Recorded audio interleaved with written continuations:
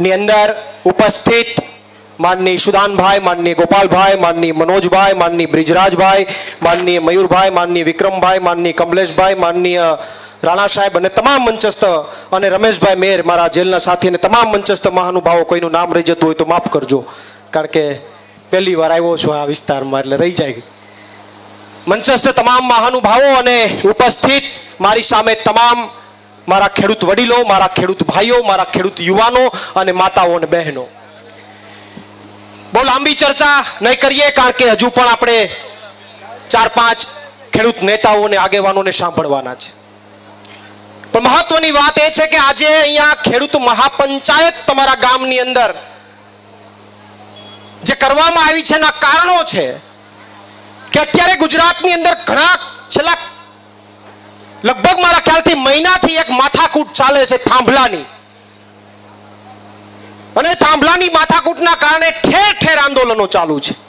કોટ ગામના ખેડૂતો હોય, મોરબીના જેતપર ગામના ખેડૂતો હોય, જસદણના ખેડૂતો હોય, સાણંદના ખેડૂતો હોય, તમામ ખેડૂતો પૂરી તાકાતથી લડાઈ લડી રહ્યા છે. ત્યારે એક ખેડૂત પુત્ર તરીકે મને ગર્વ છે કે સાહેબ મારો ગુજરાતનો ખેડૂત હવે જાગી રહ્યો છે અને લડાઈ લડવાના એંધાણ બતાવી રહ્યો છે, અવાજ ઉઠાવી રહ્યો છે, એનું મને ખેડૂત પુત્ર તરીકે ગર્વ છે. હું એ તમામ ખેડૂતોને એક ખેડૂત પુત્ર તરીકે સમર્થન આપું છું.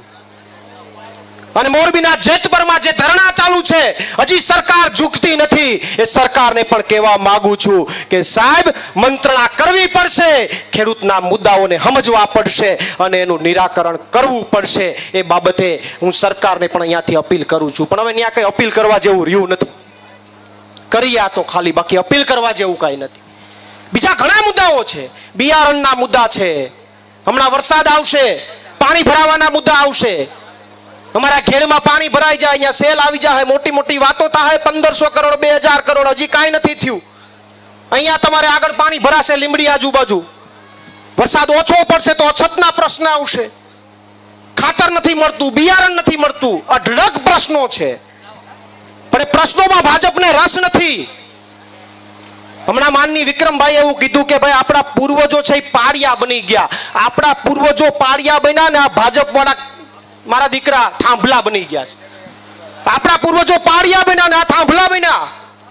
એને થાંભલા નાખવાનું તમારે પણ અહીંયા આવવાનું છે. એ નવું મૂવી થાંભલાનું, એટલે તૈયાર રહેજો અત્યારથી.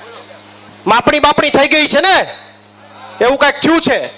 આ થાંભલા હું કામ નાખ્યા ખબર?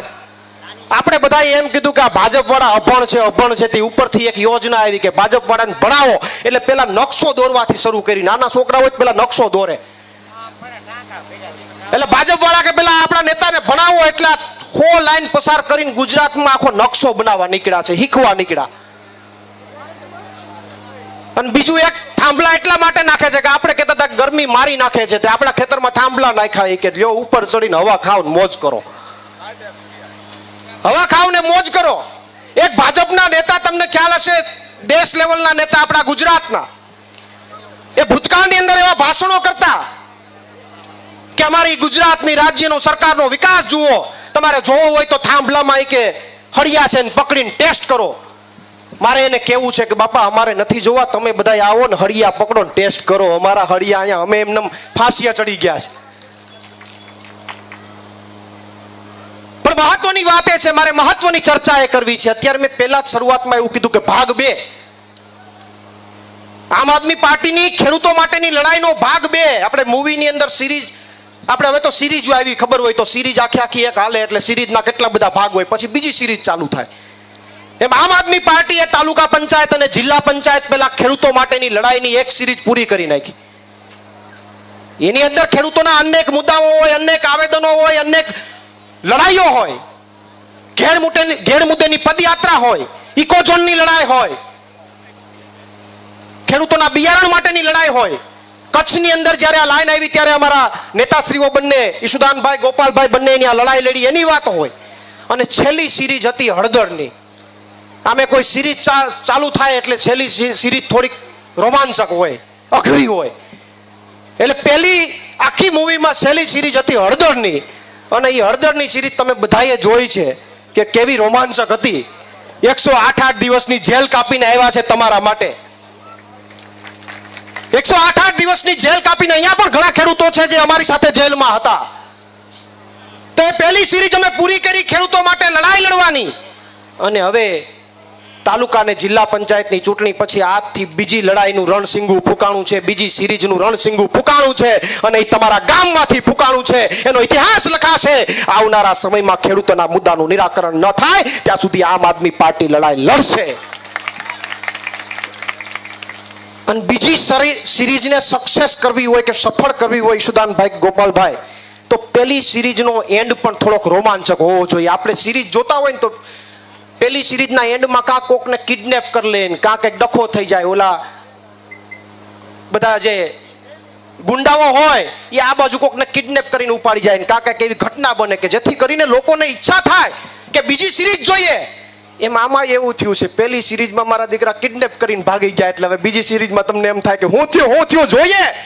એ જોવાનો રોમાંચક ઊભો થયો છે. અને આવનારા સમયમાં આ સિરીઝ પણ સફળ થવાની છે, સક્સેસ થવાની છે અને પૂરી તાકાતથી ખેડૂતો માટે લડવાનું છે. મહત્વની વાત એ છે, મહત્વની ચર્ચા એ છે, મારી વાતને હું વિરામ આપું છું. પણ આજની જે અહીંયા મહાપંચાયત થઈ છે એ માત્ર ચર્ચાઓ માટે નહીં. અહીંથી સરકારને કહેવા માંગીએ છીએ, સરકારને લલકાર પણ ફેંકવા માંગીએ છીએ કે થાંભલા મુદ્દે ખેડૂતોની જે માગણી છે એ માગણીનું નિરાકરણ થવું જોઈએ.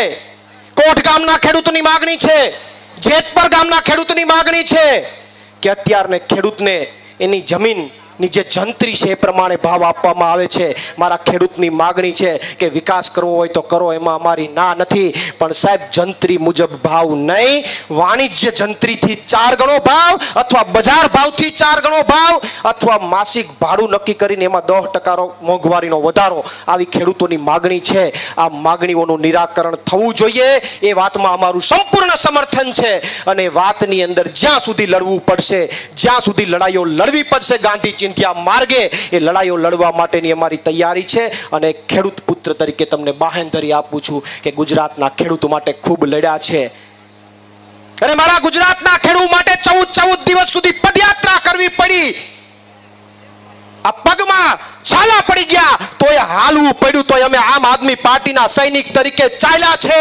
આ ગુજરાતના ખેડૂત તરીકે ઇકોઝોનની લડાઈ જ્યારે લડતા હતા ત્યારે 14 દિવસ સુધી અન્ન છોડી દેવું પડ્યું, તો પણ એક આમ આદમી પાર્ટીના કાર્યકર તરીકે મારા ગુજરાતના ખેડૂત માટે અન્ન પણ છોડી દીધું છે. અને જ્યારે મારા ગુજરાતના ખેડૂત માટે જેલમાં જવાનો વિષય આવ્યો ત્યારે 108 દિવસ સુધી કારી કોટડીની જેલ ભોગવીને પણ આવ્યા છે. ત્યારે હવે કોઈ સરકારનો ડર નથી, એ સત્તાનો ડર નથી, લડવા માટે મક્કમ છે. પણ તમારા સાથ સહકારની જરૂર છે. આવનારા દિવસોમાં સૌ સાથે મળી અને પરિવર્તન પણ કરીએ અને આ જે ભાજપની સરકાર બેઠી છે ને એને ઉખેડીને ફેંકી દઈએ અને એના થાંભલાને પણ ઉખેડીને ફેંકી દઈએ. એટલી જ વાત સાથે મારી વાણીને વિરામ આપું છું. આભાર. બોલો ભારત માતા કી જય. જવાન. ખૂબ ખૂબ આભાર પ્રવીણભાઈ રામ, જેમને ખેડૂતનું કરદાકાંડ વખતે